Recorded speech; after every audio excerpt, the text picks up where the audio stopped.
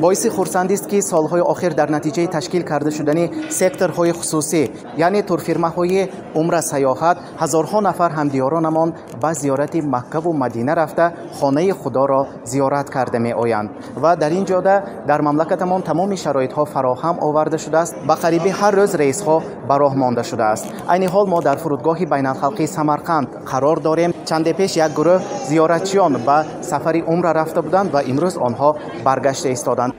نگاه نکرده با آن که وقت از پاس شب گذشته بود، مردم زیادی برای پیشواز گرفتن نزدیکان و پیوندان خود با گل و گلدسته ها در تالار فرودگاه سرجم آمده بودند.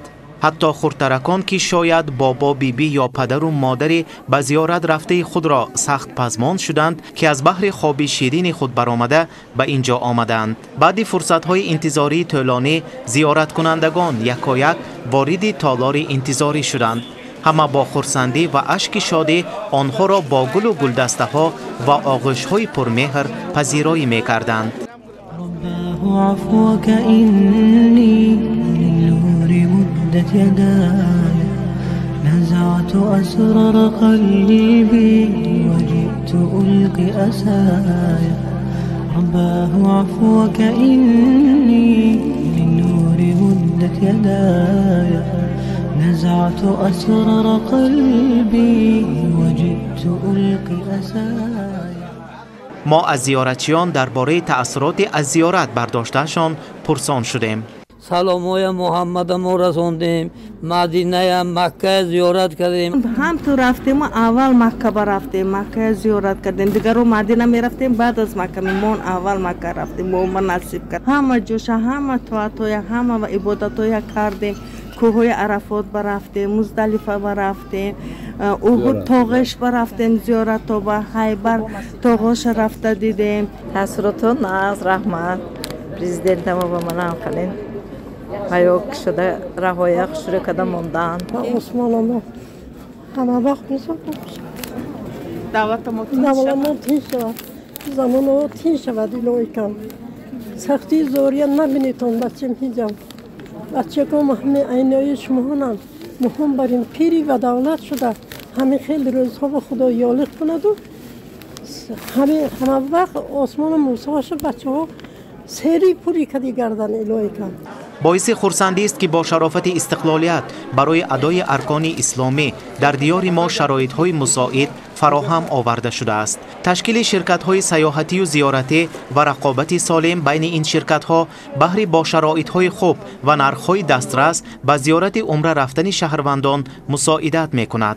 یکی از چنین شرکت‌ها ایمان تراول نام داشته، نوابسته از آن که با تشکیل شویش همگی 3 ماه شده است، قریب 100 نفر سمرقندیان را به زیارت کعبة الله برده است.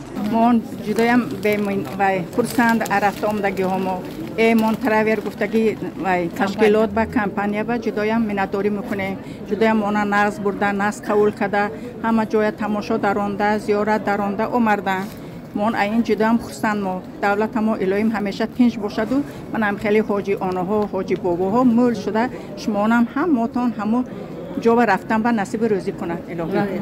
بسیار تشکر میگم به ایمان تراول.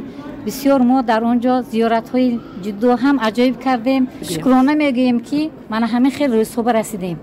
البته به حساب شکر حکومتمون به رحمت کلان دولتمون به پرزیدنتمون رحمت کلان که با ما همین قطر غمخوری ها را امکانیت ها را داده ماندن. ایمان تراول کمپانیasi tashkil qilgan samarqandlik bir guruh hojilarni umra safariga mana 27 yanvarda olib borib hammamiz sog' salomat to'rt turamiz mana qaytib keldik. Iymon Travel kompaniyasi haqiqatan ham yaxshi zo'r kompaniya ekan.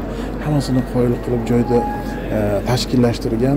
300-400 metr narigida Baytulloh bo'lsa, narisida mehmonxona joylashgan. Lekin uni qarangki, shu hojilarimiz azob chekmasin, qiynalmasinlar deb alohida transport, katta avtobus tashkillashtirilgan. Bir kunda kamida 6-7 ta joylarni borib ziyorat qildik. Hojilarimizning hammasi xursand. Lekin biz mana shu orada bir narsaga to'xtalib o'tishimiz kerakki, mana xabarimiz bor, Turkiyada, Suriyada bo'lgan voqealarni ko'rib biz xafa bo'ldik. Shu yerda turib, iloyim mana shu birodarlarimizni ham Xudoyim taolo iloyim ohlarini eshitib mana shu o'tganlarni Xudo rahmat qilsin deb o'tganlarning ruhi arvohlari shod bo'lishi uchun Qur'on tilovat qildik hojilarimiz bilan birgalikda. Turkiya, Suriyada bo'lgan voqealar hech qayerda bo'lmasin.